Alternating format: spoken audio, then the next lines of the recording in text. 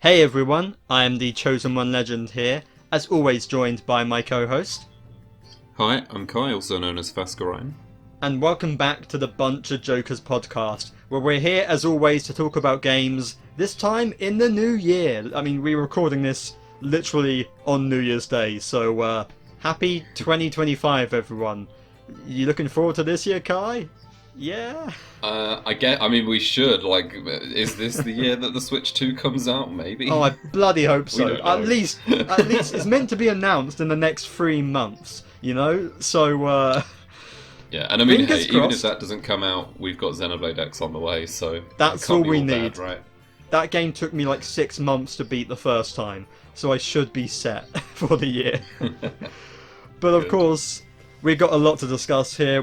Well, not in the grand scheme of things, there's not been a lot of news, but we're sort of going to combine this with our own sort of game of the year discussion. We're just sort of going to pile it onto the end of this on top of our usual what's been happening and what we've been playing.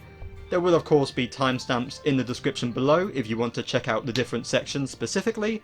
But without further ado, I guess we'll just get on started with the first segment of the podcast. Can't have a podcast without news, baby, where we go over said news highlights.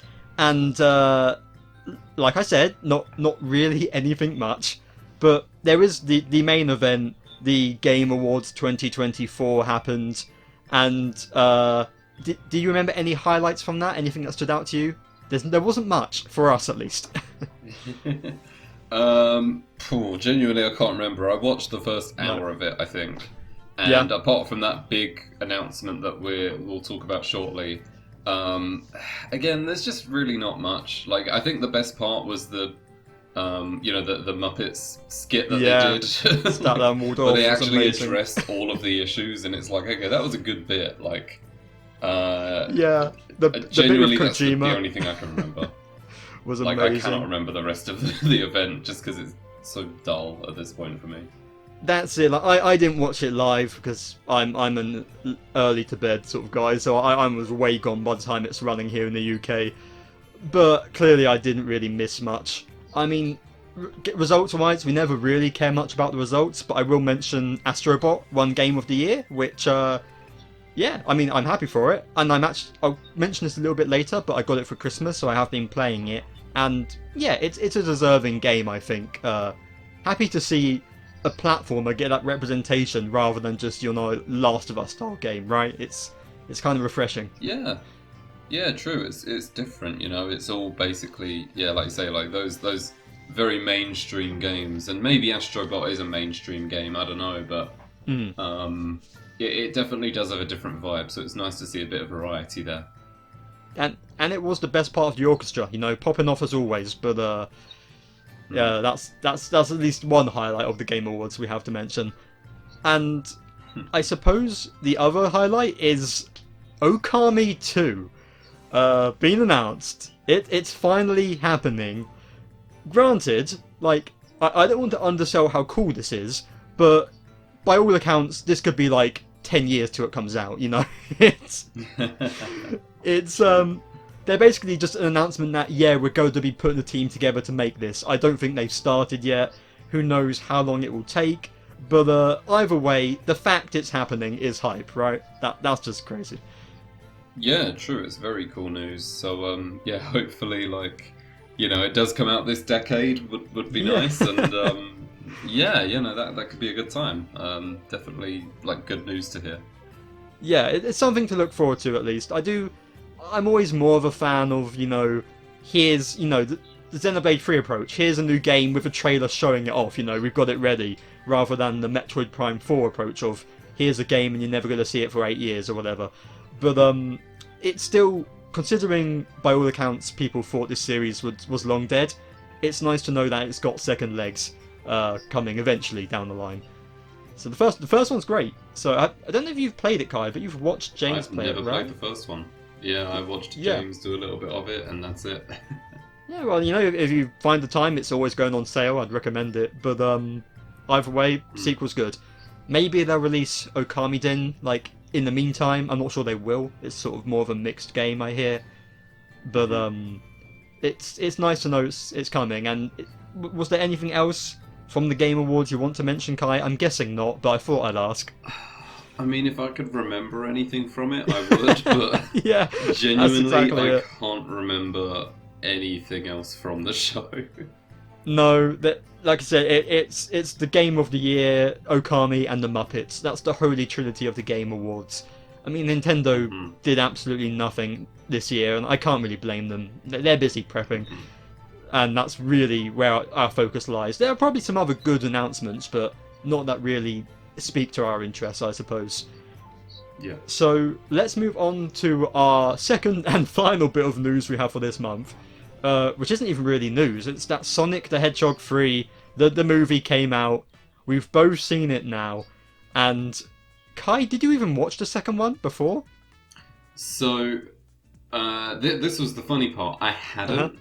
I watched it the night before. And you remember we were busy the night before, so I watched like half of it before we were doing stuff, and then I watched the other half of it at like 2 a.m. So I like, you know, I just about had gotten the idea going into Sonic 3, and then a couple of us met up and watched it. Yeah, and what did you think? Of both films, I guess. It was really good. I'll just say that off the bat, like, honestly, Samm, thumbnail loser, was there, so he's, Ugh. Sickening. You know, so we were there, and I will say off the bat, like, I am not very good at movie reviews, because I come out of pretty much every movie going, that was really good. Like, that's a good thing, though. I'm not People sure. are too critical, so... I struggle to come out of a movie and say I didn't enjoy it. But no, I think even that aside, like, I did think this was really, really good. I like the slow transition into having more and more Sonic lore in each one. Yeah. You know, sort of taken from the games. Obviously, Shadow in there was good. I think they handled the Maria stuff well enough, because that could have been a complete disaster, but they did it. Got the balance. I won't go into too many spoilers or anything, of course, but you know, overall that was good. The antagonist stuff was good. I saw some people saying the jokes didn't land. I thought they were good. I enjoyed them. Yeah. No, I had no problem. You know, they're very much comedy film first in you know, up until the last 10% of it. Yeah. And overall good, and I'm looking forward to what they do next with this series, because, you know, already 3 movies down and, like, they're still going, so... Yeah, Sonic... Yeah, just really positive. And the music, I won't say any more, but the music, dear Lord. They knew what they were doing there, yeah, and you know, like you said, Sonic 4's been announced, and no specifics, but there is a post-credit scene, so definitely stay for it. It's worth checking out, which I'm very hyped for. There are 2 post-credit scenes. Yes. It's only worth staying for the first one, I'll be honest. Yeah, absolutely. The second one's like 2 seconds long. Yeah, I agree. But, generally, like, again, I fully agree with your take. It's a fun film. It's nice that they've embraced the Sonicness more and more. I still think some of the fan service felt like they were sort of teasing it, but not going all the way. It would have been nice for them to do a little bit more, but I still appreciate what we did get. And it's just like, it's a fun film. It's like, it's Sonic. What do you expect? You just want to have a good time, you know, and have some hype moments at the end, and it delivered on those regards. Like, I do think there are some valid criticisms about... One thing I've heard people say is that the 2 Eggmen, which is obviously a thing from the trailer, get way more focus than Shadow does, it feels like. Especially the entire second act of the film, he's not even there. You know, he disappears for a large chunk of the film. And I feel like the balance maybe could have been done better. But then again, having 2 Jim Carreys hamming it up is fun. Like, let's be real here. It was a good time. So I can't complain. I will say, the only way I'm going to describe this so that it's not a spoiler to people, right near the end, the fly zapper moment, if you know what I'm talking about. Yes. I will say, when that happened in the cinema, Samm, like, audibly, like, screamed out laughing. Like, filled up the whole room. I think it was louder than the movie. Yeah. So, you know, credit to the movie for managing that. It got the balance right. Yes, it's definitely worth seeing. Definitely worth, you know. I'm excited for the next one, because be honest, part of me prefers Sonic 2 a little bit more. I need to rewatch it because it's been a good few years since I watched that one when it came out in the cinema, probably. But they're very close. I think 2 and 3 are very comparable in quality level. So I have no doubt that 4's going to be good too. I'm not worried at this point. Yeah, exactly. And I will say I had my worries going into it of like, oh, the second movie is, you know, Sonic character returns, thinks Sonic is evil, fights him for the movie, and then teams up with him to beat Eggman at the end. And I was like, oh, is this going to be the exact same thing twice in a row? And like, obviously it wasn't exactly in the end, so, you know, credit to them for like taking something that looks like it would be a complete copy and not copying it. Yeah, there's definitely elements of similarity there, but they do it in a different enough way that you don't feel like you're watching the same movie or anything. So it's definitely... They made that work, I think. Mm-hmm. Yeah, very true. But now, let's move... I think that's it for news. Again, we'll get to our own personal games of the year in a little bit. But first off, let's stick with Games Time, baby, where we talk about games we've just been playing the past month. And why don't you start us off, Kai? What have you been playing? Well, I've kind of got like 1.5, so I'll mention the half one just to get it out of the way. Sure thing. So I mentioned about, I think it was like around the summer or earlier in the year, that I've been playing a PC game called Islands of Insight, which is like a puzzle. It's like got a world, and then, you know, you do puzzles. There's like thousands upon thousands. It's crazy. So I played that for a while. And then the game became really bad. Basically, the online didn't work anymore. The servers essentially shut down, and everyone's like save data had been wiped, and the devs like abandoned it. And it was like, oh no, oh, that's disappointing. So I was just like, okay, I guess I'm not playing this anymore. And then a little bit ago, they basically said, okay, we've made the game. The devs said, okay, we've made the game purely offline. Your data's probably been wiped, but here you go. And then some fans of the game made a mod that stops... Originally, the offline mode would basically fry your PC because it auto-saved every, like, half second. Oh, right, yeah. However, that's now... There was a mod that someone made that basically fixed that. So now I can play the game offline, which it always should have been, without worrying about my PC getting fried. So I've just been, like, playing it again from the start. I've pretty much caught up to where I was before. And again, it's just a good time. Like, I've just, you know, I forgot how most of the puzzles work, so, you know, I've been able to go back into it fresh, and like, I don't know how much it is on Steam now, I can probably check quickly, but it's just like a good puzzle game. I don't know, I enjoy that sort of thing, so I wanted to get that one out of the way. It's good that it managed to make a comeback and not just, you know, be destroyed after the mishaps, so that's always good to see. Yeah, I mean, that's full credit to fans of the game for going out of their way to do that. So that's been good to see. Yeah, it's 12.49 right now, so yeah, just thought I'd mention it really, is that I've been playing some of that and it's good. Yeah, fun. Very nice. Should I move on to my second, or just you can...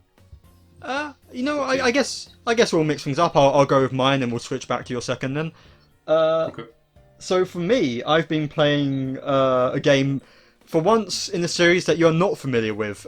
Ace Attorney: Spirit of Justice, the final main game in the series.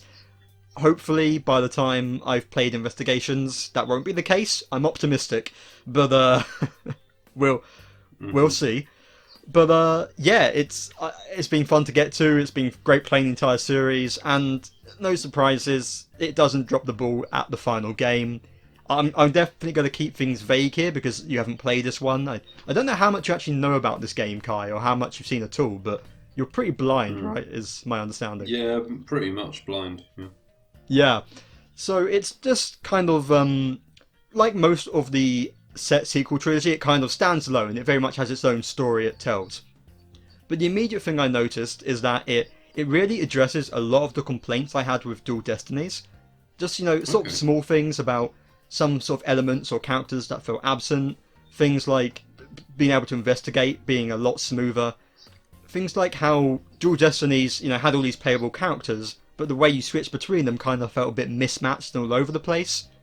It kind of takes what worked with Dual Destinies and puts it into a much tighter sort of package.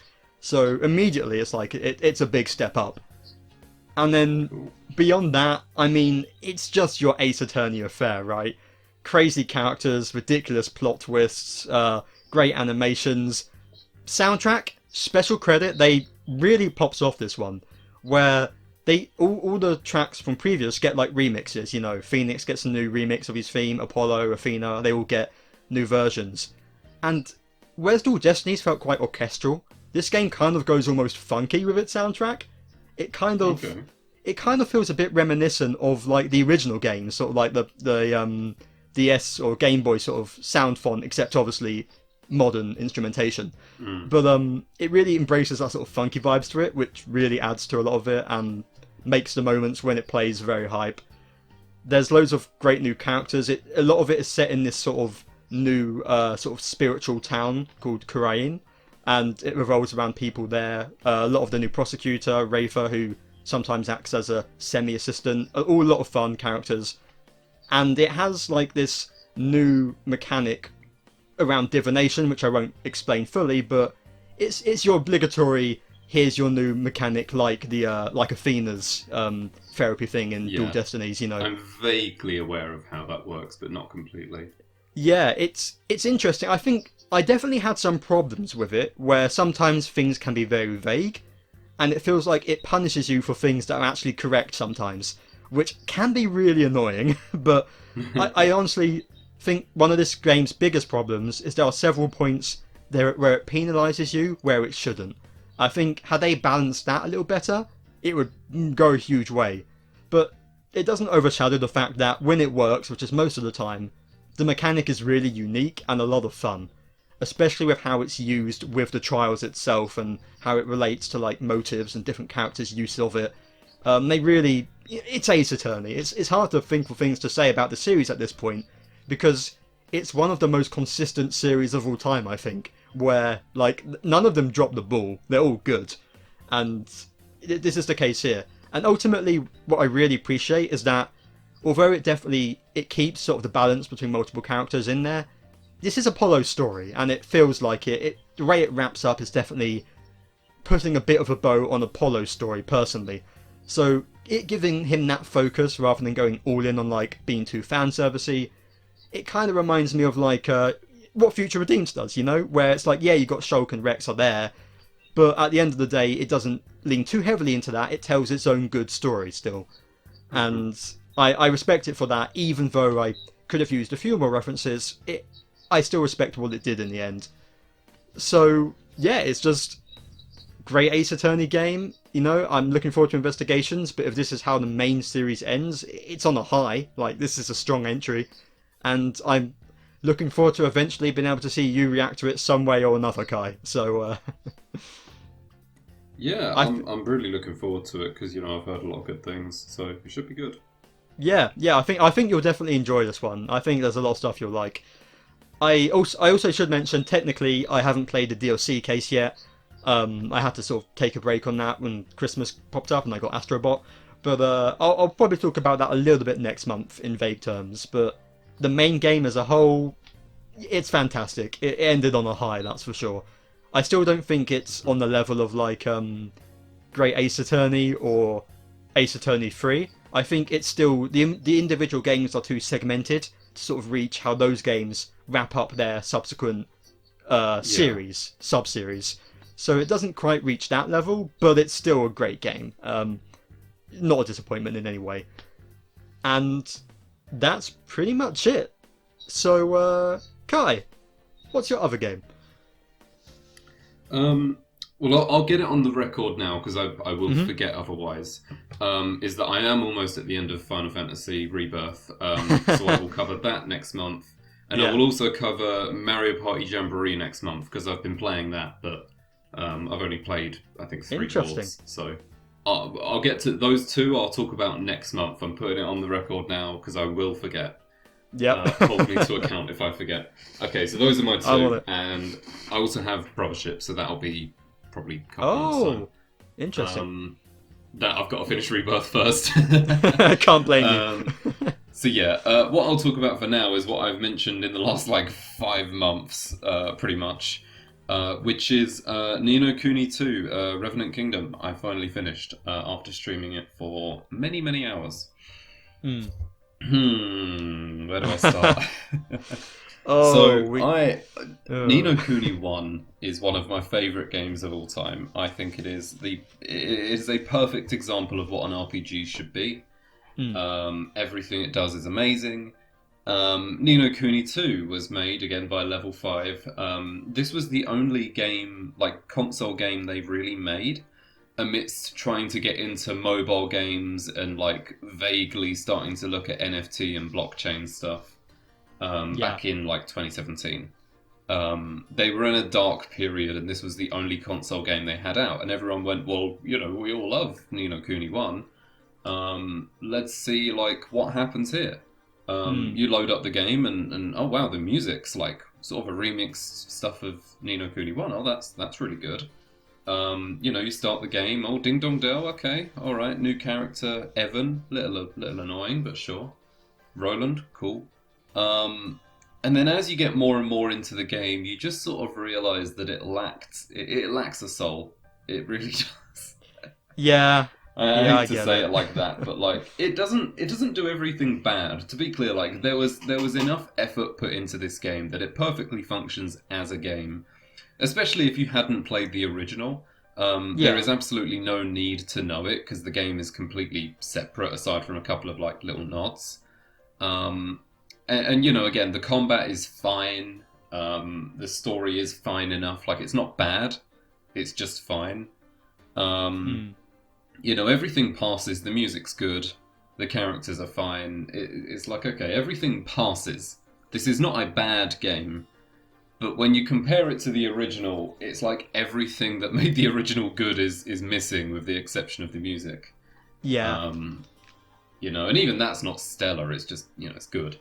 And yeah, I already had a vendetta against this game since it came out because I remember like looking at info about it and going like, oh, you know, this isn't the world from the first game. Okay, I guess they need to mix it up. And then I just saw like the plot was really basic. The main character Evan is really annoying. It says a lot, Kai, that by the end of the Yeah. game, I hated Evan more than I hated Lofty. And that's a high bar Yeah. compared to that deformed Lisa Simpson monstrosity. But that's what happened. Yeah, pretty much. As it just tries like vaguely copying some bits from the first game, and then it goes its own route of Evan being like, you know, I want to make my own kingdom and unite it. And to be fair, the kingdom builder, cool idea. You know, that works kind of well. I think it's a highlight. And there's a really good concept there of Evan like learning to be a king and all of that. Okay, I kind of dig that plot line. But he never learns anything. He just spends the whole game failing. Roland covers for him over and over again. And then he just keeps going, we're gonna do it! How are we gonna do it? Yeah. Friendship! And it's like, okay, I kind of... Yeah, it gets old. Okay, Evan. Yeah, so I don't know. It's hard to get invested when the story is extremely basic. You know, it's literally just you build your kingdom and then it's go to a new kingdom. There's an issue. Oh, there's corruption. Fix it. Win. It's like, oh, okay, each one takes a couple of hours. And there's no depth to it whatsoever when there's a lot of potential in the ideas. I think that's what annoys me most, is I imagine the designers for the game originally had some really, really cool ideas. And then when it came to making it, like, those people probably weren't there. They were too busy having to work on the NFT mobile game. So I think there's a lot of really good concepts that just fell completely flat. And, you know, while the game is good enough that, like, you know, you can pass through it and have an okay time, I just thought the whole time, like, man, I really miss the original. Like, this is nothing in comparison. And it's not that I hate sequels. I think there's a lot of sequels that... Yeah, I think there's a lot of sequels that do its own thing and succeed. This is not one of them. It is a very long game that by the end of it, I was like, oh, that's it. There's not a lot of payoff here. So, I don't know. It's like, it very much left a bitter taste in my mouth. But at the end of the day, if it was really that bad, I wouldn't have spent like 80 hours finishing it. So, you know, that's got to count for something. I'll give it credit that far. And Roland saves the game in terms of like plot. So, Yeah, he's you know, interesting. That's it. Although even he has like a whole sort of plot point to his character that doesn't really ever feel relevant to do with his Yes, it's backstory. never Like, explored. Yeah. yeah, I mean, that pretty much sums up, like you were saying. The game feels like a lot of interesting elements, both in terms of gameplay and story, that are concepts that are cool, but don't actually do anything with them to be really good. Hmm. They're not given the time, probably not the development time it needed to flesh out mechanics. And I only watched it, and granted, I wasn't paying much attention to the game, a lot of it.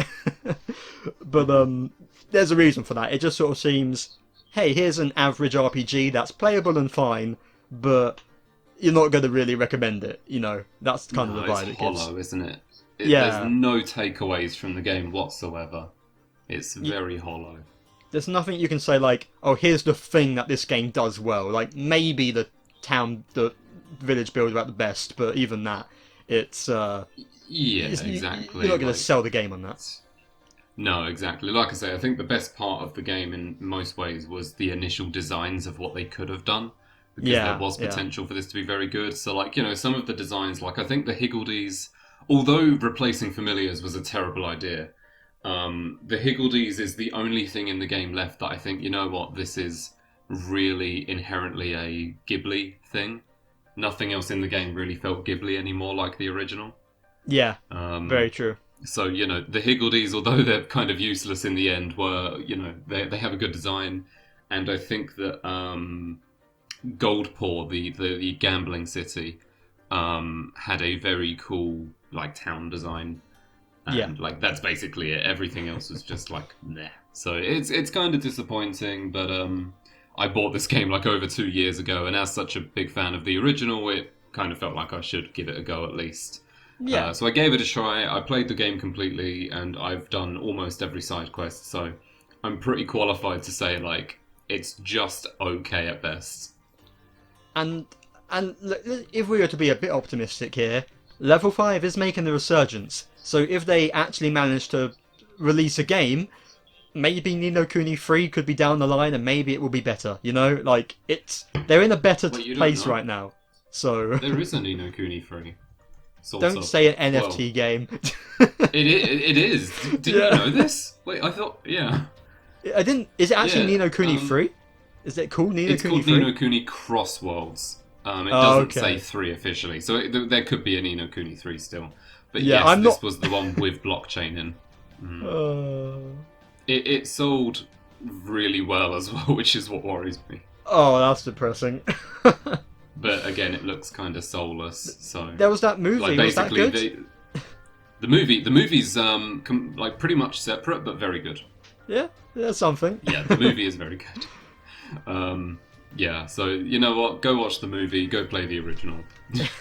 Yeah, think maybe one day, but that's about it for games time here. Usually this is where we end off, but we of course are going to now have our Game of the Year discussion. Now, I think the fact alone that we condensed this to part of the main podcast rather than giving it its own video and series of shorts speaks to how little we've played from this year in the grand scheme of things. Yeah, I mean, I've played 3 games that came out this year, and one of them's a remaster. So it's not a lot to work with. I'm not too different. I'm looking through my list now. I think I've played 3 games as well actually that came out this year. Yeah. And even that I'm not 100% sure on. I don't know. Maybe it would be better to build up to it, but I feel like we're probably both pretty unified in what we consider to be our game of the year, right? Like, Yeah. it's Rebirth, right? I mean, Yeah, I mean, I've already spoken my praises in the build-up. Yeah. Like, I just think it does everything really well. Again, even as someone who doesn't have any personal ties to Final Fantasy or the 7th game or whatever, I still just think this does everything really good, and I can't deny that. yeah, it's just like it. Although, again, I've mentioned before I had problems with it, that partly I think on my own doing, but there's no denying that when it's hitting on all cylinders, it's incredible. Like what it does. And I do want to quickly mention, I haven't actually finished this yet, but I've been playing Astrobot for since Christmas, and I'm nearing the end, and I'll talk about that more next month. But that's obviously that one Game Awards Game of the Year. It's definitely a contender, but from what I've played of it, even that, what I'd say is, whilst it's a really fun game, it's pretty much, if you've played the tech demo, the one that came with the PS5, it's just more of that, you know? It's fun, it's charming, it's great, but it doesn't do anything mind-blowing. It's just fun Astrobot. So although I didn't have the problems with it that I had with Rebirth, I also didn't have, like, the holy shitness of Rebirth. You know, the going out into those open world areas the first time and how they handle that. It's new. It feels revolutionary in a way, how it manages it. So just based on that alone, I feel like Rebirth, it has to take it. It's just so impressive, and at its core, like, it gets so much right. So, yeah. I feel like that defines this year. It's true. In games. Yeah, it just does everything right. I think the only other ones I'd shout out for myself is like Unicorn Overlord was the only other one that came out this year that's probably worth mentioning. Is obviously that got nominated for Strategy Game of the Year, and you know, I don't think it's like a 10 out of 10 or anything, but it's fun. You know, it's fun. It's like one of the only other games that came out in 2024 that I can really mention. So yeah, you know, shout out. But ultimately, Rebirth does just take it. It just does everything. I love me some mini games and you know, all that good long RPGs that I'm still working through. Like, yeah, it tickles every bone. So yeah, it's got to be that, hasn't it? Like for me, the only other ones I played were, you know, Thousand Year Door, which is a remaster, and I thought it was just fine, really. And Echoes of Wisdom, which was another for me, like, this was a good, interesting Zelda game, but it never blew my mind. Like, in my list of games I've played this year, not including games that didn't come out this year, Echoes of Wisdom didn't even make my top 10. Like, it's the definition of fine, fun game. Granted, a lot of games I really like this year, so that's high competition. But, it's just a case of, like, this is a fine, fun game, but it's not breaking any boundaries. Whereas Rebirth was breaking all the boundaries in about every aspect. So, but I guess, whilst we're on this topic, are there any games you played that didn't come out this year, but you played for the first time this year you want to highlight? Any others that would be contenders for Game of the Year? Yeah, I mean, I already mentioned Islands of Insight. That did actually come out this year, but I'll mention that. Fun. Oh, yeah, Yeah, as for like other ones, you know, there were some small ones. I got Totally Accurate Battle Simulator, which is fun, and I played Three Hopes for the first time this year, so that was a good time. I played a lot of stinkers this year because I also played Forsaken Maiden, Voice of Cards, which was also not very good, alongside No Kuni 2. The only other two I'd really want to point out, or the only other one, would be Disco Elysium, which I played at the start of the year on stream, and like, you know, even looking back now is like, man, that game does some really good stuff. You know, it's super interesting. So, that's the only one I really want to highlight. Is that if I had a top 3, then that would probably be in it. Maybe even second place. I guess for me, I have to mention just the barrage of visual novels. I played Ace Attorney 4, 5, 6 and Danganronpa 2 and 3. And, like, they're all... Again, this is why Echoes of Wisdom didn't even make my top 10, because you've got 5 top-tier visual novels in the list, which are all... They're all, like, around the same level. Like, they're all great games. I think V3 was probably my favourite, and it's probably a contender for my favourite game I've played this year, up with Rebirth and one other I'll mention in a bit. But, yeah, thank you, Kai, for sending me down that rabbit hole. Because that's defined my year, really. Yeah, I've been games. Waiting since like the first couple of episodes of the podcast. Yeah, I remember you talking about Danganronpa coming to Switch in one of the early ones, you know. So it has been a long time coming, and I've recently purchased what was it? What's the series you recommended to me? I can't even remember the name of it. Zero Escape? Yep, that's it. I've purchased those on Steam. And I'm planning to... lads, I've got him down. Yeah. I'm planning to stream those later this year, so that'll be interesting. Yeah. It's interesting, though. Like, I'm looking at what I've got as my kind of top 5, and only 2 of them are Switch games. You know, 2 I got played on PC and, you know, Rebirth on PlayStation. And only one of those, Three Hopes, is like a first-party-ish game. I don't even know if you can call Three Hopes first-party. But like, yeah, really not. Yeah, this is I mean, probably the year where I've had the least Nintendo on my list of games for Game of the Year, and I think that probably tells you everything you need to know in terms of like how quiet this year was for Nintendo. exactly. I mean, all things considered, they've done pretty well considering we're on like the seventh, eighth year of the Switch or whatever it is. Yeah, they stayed You know, afloat. compared to like the Wii U's final years, like they've had some good stuff. But yeah, it's definitely not the highlight. That's why like 15 out of the 18 or so games I've played have been from previous old entries because Nintendo haven't been doing much themselves. Like the only other ones I want to quickly mention is Kingdom Hearts Melody of Memory at the start of the year, which is still my favourite Kingdom Hearts game. Don't care if it's a rhythm game, it's the best one. And what was actually my favourite game I've played this year, it trumps Rebirth for me, and that's another big, huge RPG, Persona 5 Royal. Like, yeah, I mean, if you want to hear my full thoughts on that, go look at the podcast where I mentioned it, because I'll just be repeating myself at this point. But there's a reason it's regarded as like one of the greatest games of all time. When you actually play the game, which, impressive for Persona 5 fans playing the game, I know it's rare, but when you do, you have a great time. Like, it just does everything right, and despite the fact I spent 130 hours on it or whatever, I never tired of it. And I'm definitely, this year I'm planning to get to like Strikers, hopefully, give that one a shot as well. But that was easily my game of the year regarding everything this year. So it's been a fun one altogether. Yeah, it's been interesting, and it's just been anticipation all year, hasn't it? Of like, come Yeah. on, like what are you gonna do next? And then it's like, we get a new first party game for a month or two. Okay, back to it. When's something gonna happen? Oh, we get another one. It's like they just keep like drip feeding bits while they're stalling, and yeah, I mean, it's very interesting. I remember us this time last year when we had like, okay, the only games we know coming into next year are like Peach Showtime and the Luigi's Mansion 2 remaster. Well, that must be it. The Switch is dying out. The Switch 2 is releasing winter next year. And then they're like, no, have a new 2D Zelda game and a Paper Mario port and a bunch of other random crap to keep it on its last embers.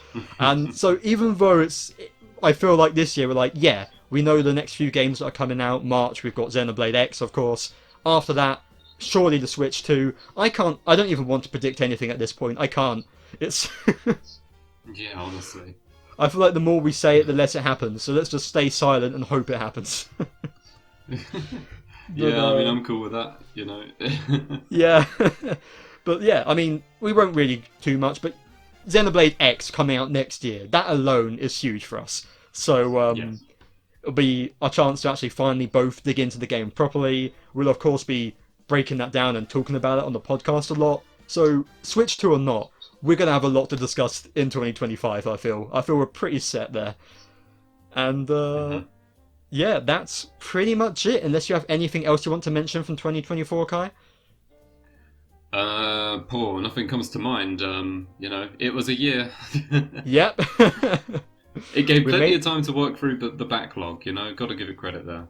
We appreciate that. I'm still trying to do that. So, Investigations came out September. Haven't started those yet. So, neither. Into 2025 we go. But that is it. That is it for our first video actually of 2025. Of course, we'll be back with monthly podcasts the first Sunday of each month, as well as discussions and reactions to any directs or news we get about the Switch 2 or Xenoblade X or whatever comes up next. All here on BunchaJokahs on YouTube or Spotify, all under the name BunchaJokahs. Of course, well, actually this time I can mention that you can find me on my streams, which I'm going to be starting doing on, I think it's twitch.tv/TheChosenOneLegend, where I'm currently streaming the Cosmic Shake, the SpongeBob game, when I get around to it. But Kai, what have you been doing on stream? What's your next plans? Well, now that No Kuni's finally done, I'll do a couple of like miscellaneous bits for a while. So who knows what you'll see when you come in? There's a good chance it'll be Project Eden's Garden Chapter 1 because I'm very excited for that. Yes. Oh god, I'll probably talk about that next month too. Too many Same. things. Yeah. Yeah, we shall see. We shall see. That's all I'll say. Should be good. Of course, there'll be a link in the description below to both channels, as well as to our friend Sam, who does the thumbnails and everything, graphic design for our channel, and he's in the UK, so please send us help. But we're getting by. Kai's actually seen him, and he's still alive, so we're doing all right. But until then, we'll catch you guys in the next video. Take care, and Happy New Year. Goodbye. See you.